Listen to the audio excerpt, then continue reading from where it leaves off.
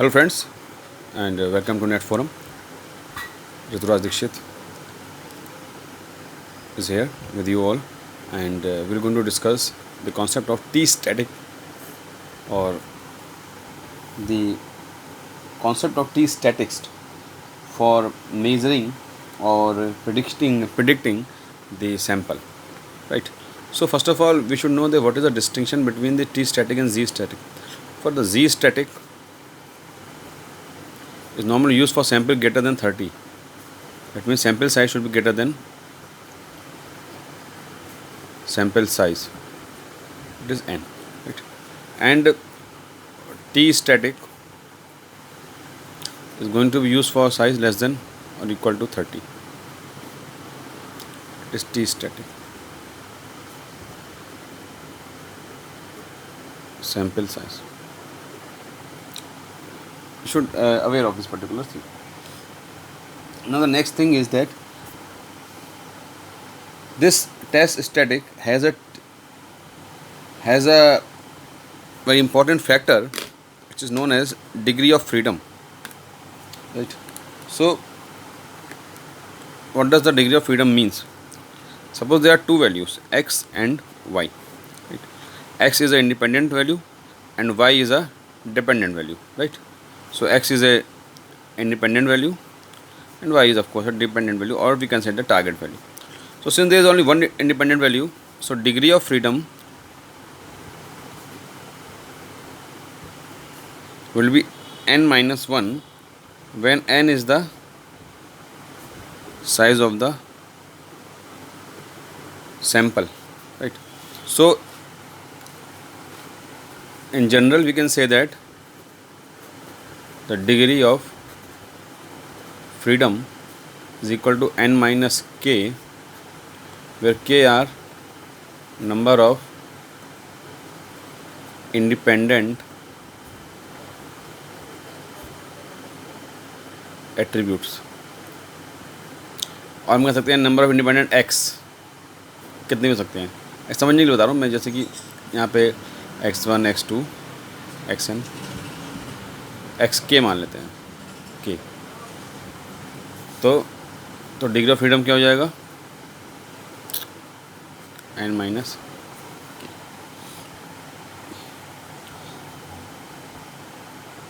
अब आगे बढ़ते हैं. Now next heading is test about the population mean. Sigma is unknown. Sigma is unknown. अगर हमारे पास सिग्मा की वैल्यू नहीं है, यानी हमारे पास we don't have the standard deviation sigma, then what we will do? So before coming on that particular point, let us now concentrate on the formula. क्या कह रहा है फॉर्मूला इसका, आइए इसका फॉर्मूला देखते हैं. अब सैम्पल साइज तो है वो लेस देन 30 है और इक्वल 30 हो सकता है. So t static is given by x sample mean minus the hypothetical mean, और जो भी हमने नल हाइपोथेसिस में अजम्पशन करा है जो हाइपोथेटिकल मीन होता है,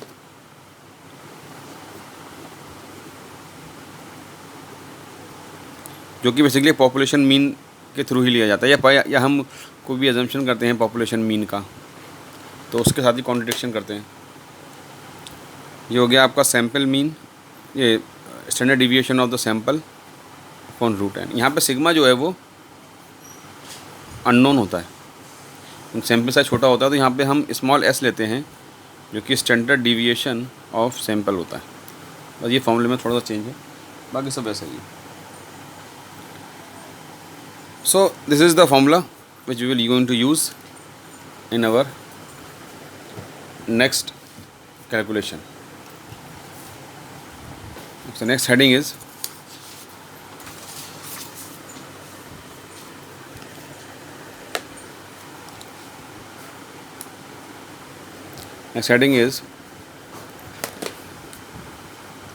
test about a population mean. किसी एक पे एक population mean के about test करना.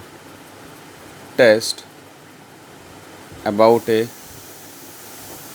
Population mean. एक पॉपुलेशन का मीन दिया हुआ है तो हम हाइपोथेसिस को कैसे टेस्ट करेंगे, ये मतलब है कहने का. तो हम कह सकते हैं कि testing a hypothesis against a population mean when sigma is unknown, and we know that sigma is unknown here. We know this thing, sigma is unknown. So first of all, we can say that what will be the rejection rule. हमें rejection rule पता होना चाहिए सबसे पहले, जैसे कि हमने पहले जी स्टैटिक में किया था, वही रिजेक्शन रूल हम लगभग एक ही जैसा ही लगाते हैं दोनों में.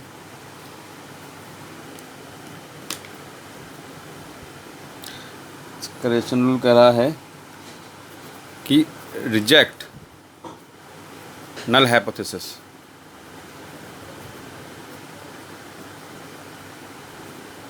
when p value is less than equal to alpha, that is level of significance. ये कुछ कीवर्ड हैं, आपको याद रखने होंगे, प्रैक्टिस करते करते याद हो जाता है. Then this is the rejection rule with कौन सी अप्रोच पे? P value approach.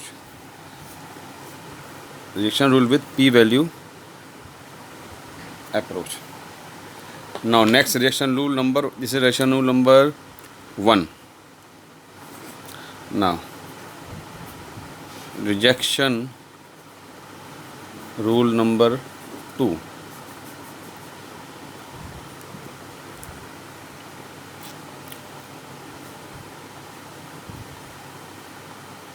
which is stated as follows: reject H naught null hypothesis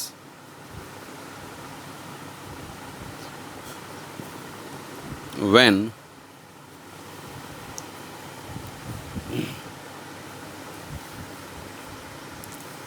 वैसे, और ये क्या कहलाती है? इसको कहती है क्रिटिकल वैल्यू अप्रोच, क्योंकि हम टी स्टैटिक की जो क्रिटिकल वैल्यू होती है उसके अप्रोच के हिसाब से काम करते हैं. कोई बड़ी बात नहीं बता रहा हूँ मैं. H not mu should greater than equal to, अगर मान लो मेरे पास ये है, हमने कहा भाई हाइपोथेटिकल मीन ये है कि the mean should be greater than और equal to the hypothesis mean. ये हमने नल हाइपोथेसिस मान लिया, मतलब ये हमने एज्यूम करा कि भाई कहा गया कि what is the probability that the mean of the sample, we are saying, suppose we are saying that the mean of the sample will be greater than और इक्वल टू म्यू नॉट. तो हमने कहा ठीक है, ये equal to लगा हुआ है तो नल हाइपोथेसिस में यही आएगा. तो हमने कहा H not should be greater than, H not में mu that is the mean of the population would be greater than और इक्वल टू म्यू नॉट. अब इसको टेस्ट करने के लिए हमने सैंपल लेंगे और सैंपल से हम इसको क्वांटिटी करा देंगे. यहाँ पे क्या कर रहा है, ये हमारा हाइपोथेसिस क्या है? वी, समझो इसको कहना क्या चाह रहा है, we assume that mean mu of the sample will be greater than और इक्वल टू म्यू नॉट. ये क्या है? एक हाइपोथेटिकल वैल्यू है जिसके अगेंस्ट में हम चेक करेंगे. ठीक है, तो अगर ये मीन होगा, अगर ये आपका नल हाइपोथेसिस मानी है हमने, तो H1 क्या होगा? Mu should be great less than mu naught. Against में जाएगा, तो अगेंस्ट में जाएगा तो ये कौन सा टेल टेस्ट होगा? आप साइन इधर है तो यानी कि it is a left tail test होगा. ठीक है, अब अगला पॉइंट ये कह रहे हैं कि अब और थोड़े से केसेस और देख लेते हैं. तो अब इसको रिजेक्ट कब करेंगे? What is the rejection condition for this particular element? Rejection condition ये होगी कि जो हम रिजेक्ट एच नॉट इफ़, जो टी आप कैलकुलेट करेंगे, this should be less than और इक्वल टू ध्यान देना, टी माइनस टी अल्फ़ा। ठीक है, क्यों? क्योंकि ये लेफ्ट टेल टेस्ट है। देखिए, क्योंकि ये लेफ्ट टेल टेस्ट है, this is a left tail test, यानी कि इस तरफ वाला। तो इस तरफ वाला है तो टी माइनस अल्फ़ा होगा, है ना, यानी T static at minus alpha, और अल्फ़ा की वैल्यू जो होगी यहाँ पे नेगेटिव होगी। ठीक है, अल्फ़ा की वैल्यू यहाँ पे नेगेटिव, अल्फ़ा वैल्यू तो नेगेटिव कभी नहीं होती, खैर तो एक सिग्निफिकेंस वो है, it is a uniform positive value, but the value of static is can be negative. तो t at minus t at alpha, बल्कि ये कहना चाहिए मुझे, माइनस टी एट अल्फ़ा। तो माइनस टी एट अल्फ़ा तो ये होगा क्योंकि लेफ्ट टेल टेस्ट है, लेफ्ट टेल टेस्ट है। अब ये पहला केस हो गया, इसे हम मान लो लेट दिस बी ए। सो अब बी टेस्ट देखते हैं, ये रिजेक्शन रूल नंबर 2 में चल रहा है। We can say that be case, H not हमने माना कि पॉपुलेशन का मीन जो है वो लेस देन और इक्वल टू हाइपोथेटिकल मीन होगा, और एच वन जो है वो ग्रेटर देन मीन होगा। ठीक है, तो फिर अब जो कौन सा टेल टेस्ट हो गया, it is a right tail test, और राइट टेल टेस्ट में what is the static of value at T, positive value at T alpha, ये होगी। So what will be the rejection rule? Rejection rule will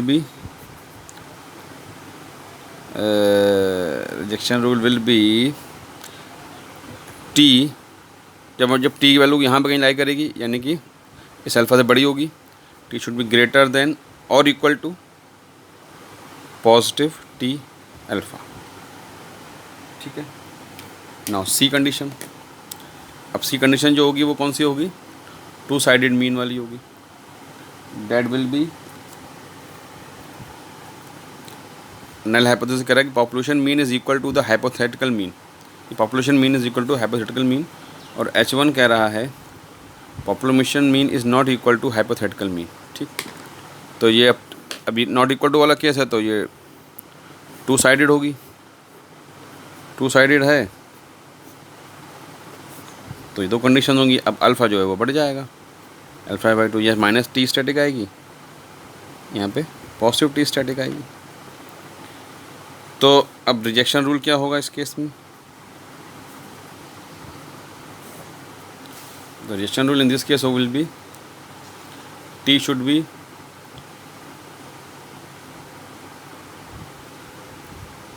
less than or equal to minus T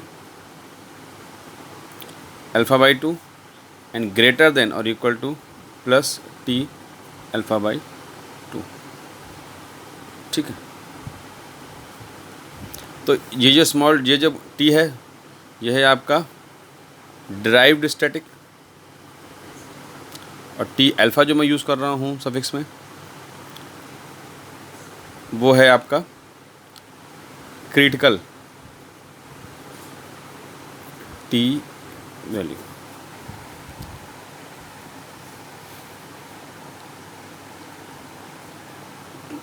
अब आइए इसको हम लोग एक देखते हैं कि कैसे हम पाइथन में इसको यूज़ करेंगे, सपोर्ट है ना। What will be the Python code for this?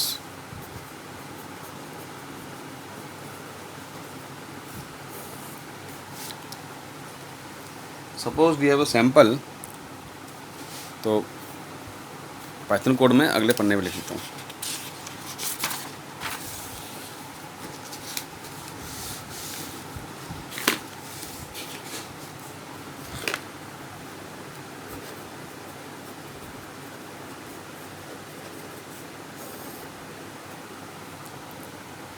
Suppose we have a sample x equal to 10, 12, 20, 21, 22, 24, 18 and 15.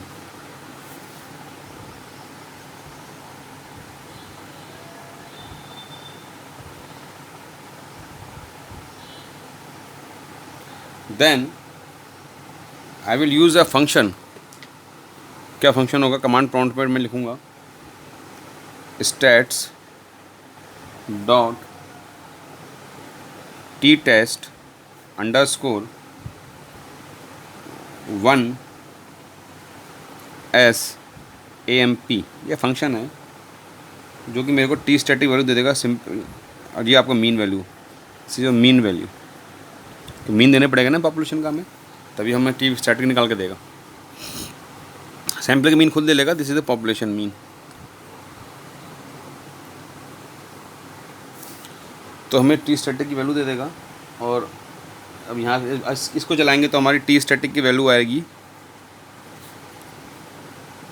1.5623, और इसकी कॉरस्पॉन्डिंग पी वैल्यू आएगी 0.162178। ठीक है, तो ये पॉजिटिव अगर है, पॉजिटिव मान रहे हैं हम इसको, तो इसका जो कर्व बनेगी वो ये बनेगी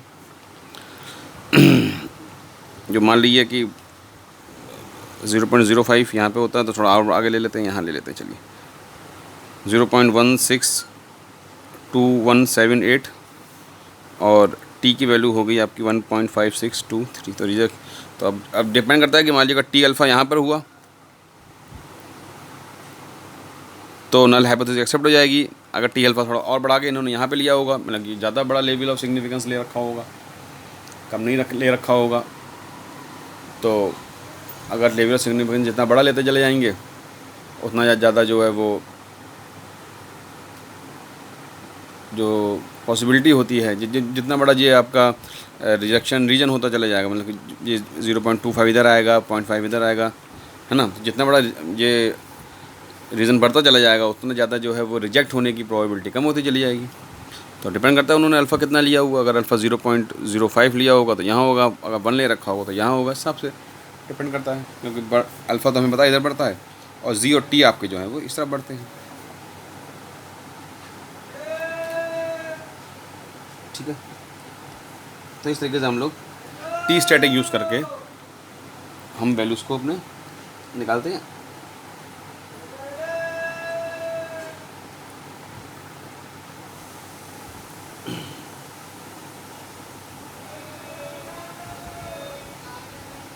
अब आइए अगले लेक्चर में पढ़ेंगे हम लोग T static hypothesis testing of T static using proportions, जो हम लोग अगले लेक्चर में पढ़ेंगे।